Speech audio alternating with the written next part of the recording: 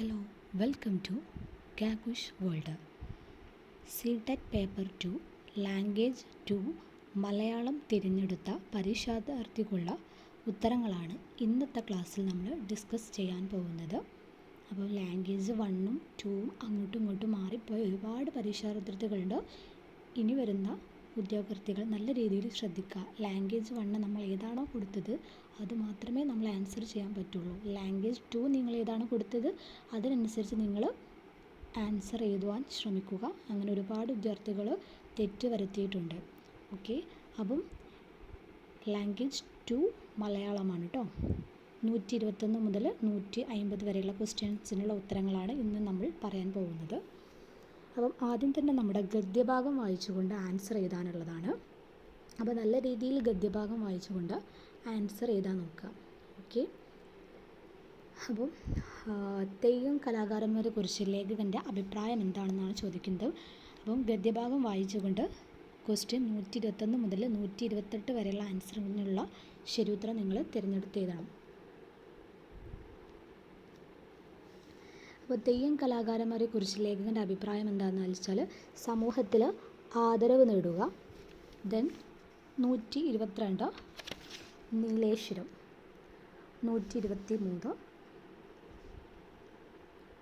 തെയ്യങ്ങളുടെ സാന്നിധ്യത്തെ ഗ്രാമവാസികൾ കാണുന്നത് എങ്ങനെയാണെന്നാണ് ചോദിക്കുന്നത്.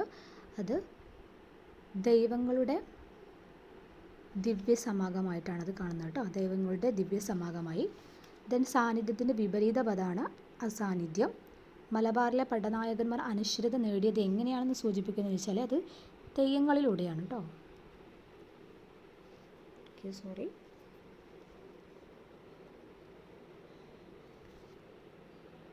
തെയ്യങ്ങളിലൂടെ. ദെൻ 126 പെടാത്തതാണ് ചോദിച്ചത് കേട്ടോ. ദെൻ 127 അമാനുഷ്യ ചൈതന്യമുള്ളവരായിട്ട്. ദെൻ 128 ദേവി ക്ഷേത്രങ്ങളിലോ കാവുകളിലോ എന്നാണ് ആൻസർ വരുന്നത്. ഇനി നെക്സ്റ്റും ഇതിൽ വരുന്നത് ഗദ്യഭാഗം വായിച്ചുകൊണ്ടാണ്. ഒന്നുകിൽ നമുക്ക് ഗദ്യഭാഗം അല്ലെങ്കിൽ പദ്യഭാഗം വായിച്ചുകൊണ്ടുള്ള ആൻസേഴ്സാണ് വരിക. ഇതിൽ വീണ്ടും ഗദ്യഭാഗം വായിച്ചുകൊണ്ടുള്ള ആൻസേഴ്സാണ് ചോദിക്കുന്നത്.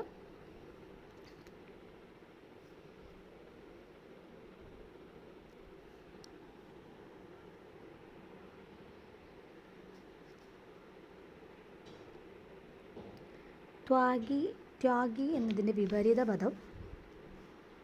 രോഗി എന്നാണ് കേട്ടോ. വിപരീത പദം രോഗി എന്നാണ് ആൻസർ വരുന്നത്. ദെൻ സ്വഭാവദാർഢ്യം എന്ന കൂട്ടത്തിൽ ഉൾപ്പെടാത്തതാണ് ചോദിക്കുന്നത്. ത്യാഗിയാണെന്ന് ബോധ്യപ്പെടാത്തത്. ദെൻ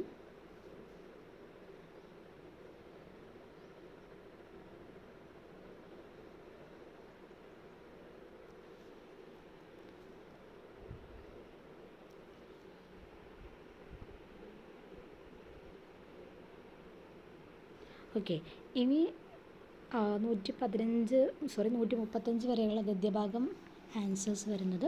ബാക്കിയുള്ളത് നമ്മുടെ മലയാളം പെഡഗോജി റിലേറ്റഡ് ആയിട്ടുള്ള ക്വസ്റ്റ്യൻസാണ് വരുന്നത്. ഓക്കെ, അപ്പോൾ 136 ഓപ്ഷൻ 2 ആണ് ആൻസറായിട്ട് വരുന്നത്. ദെൻ 137 ആൻസർ ഡിസ്ക്രിപ്റ്റീവ് റൈറ്റിംഗ് ആണ് വരുന്നത് കേട്ടോ.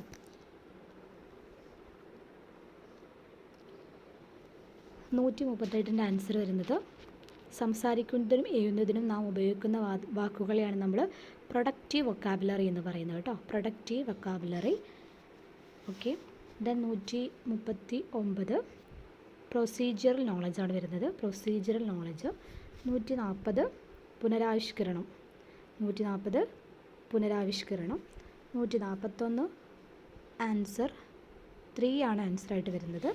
142 ഓപ്ഷൻ എ ആണ് ആൻസറായിട്ട് വരുന്നത്. ദെൻ 143 ക്വസ്റ്റ്യൻസിൻ്റെ ആൻസറായിട്ട് വരുന്നത് പഠിതാക്കളുടെ ഭാവനാഭ്യാസത്തിനുള്ളതാണ് കവിത എന്നതാണ് ഇതിൽ ആൻസറായിട്ട് വരുന്നത്. 145 ആൻസർ വരുന്നത് കൺസ്ട്രക്റ്റിസമാണ് കേട്ടോ. കൺസ്ട്രക്റ്റിസമാണ് ആൻസറായിട്ട് വരുന്നത്. ദെൻ 146 പഠനം, ഏർപ്പെടൽ, പ്രതിഫലനം, ഉപയോഗം എന്നതാണ് ആൻസറായി വരുന്നത്. ദെൻ 147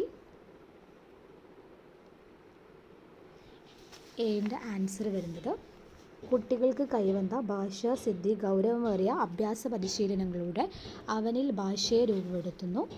148 സന്ധ്യ യന്ത്രപഠനത്തെക്കുറിച്ചുള്ള ചില വിവരങ്ങൾ കണ്ടെത്താൻ ഒരു ലേഖനം വായിച്ചു. ആ വായന രീതി ഏതാണെന്നാണ്? സ്കാനിംഗ് ആണോ, ഒറ്റനോട്ട വായനയാണോ, അവലോകന വായനയാണോ, സംഗ്രഹ വായനയാണോ എന്ന് ചോദിക്കുന്നത്. ആൻസർ വരുന്നത് ദ്രുത വായന അഥവാ സ്കാനിംഗ് ആണ് ആൻസർ വരുന്നത് കേട്ടോ. Then 149 form oriented language input എന്ന് അർത്ഥമാക്കുന്നത് എന്തിനെയാണെന്നാണ് ചോദിക്കുന്നത്. ആൻസർ വരുന്നത് ഓപ്ഷൻ 2 ഭാഷാ പഠനത്തിന് വേണ്ടിയുള്ള നിക്ഷേപങ്ങളുടെ അർത്ഥം. ദെൻ ലാസ്റ്റ് ക്വസ്റ്റ്യൻ ആണ്. ഇതിൽ കേൾവി പ്രവർത്തനം ഏതാണെന്നാണ് ലാസ്റ്റ് ക്വസ്റ്റ്യൻ ചോദിച്ചത്. ആൻസർ വരുന്നത് കേട്ടെഴുത്ത് വിട്ടുപോയ ഭാഗങ്ങൾ പൂരിപ്പിക്കുന്നതിന് കേൾക്കുക, ബഹുവിൽക്കൽപ്പന ചോദ്യങ്ങൾ, ഭാവാത്മകവും നിഷേധാത്മകവുമായ പ്രസ്താവനകൾ തിരിച്ചറിയുക. ഓപ്ഷൻ 2 ആണ് ആൻസർ ആയിട്ട് വരുന്നത്. Okay, thank you.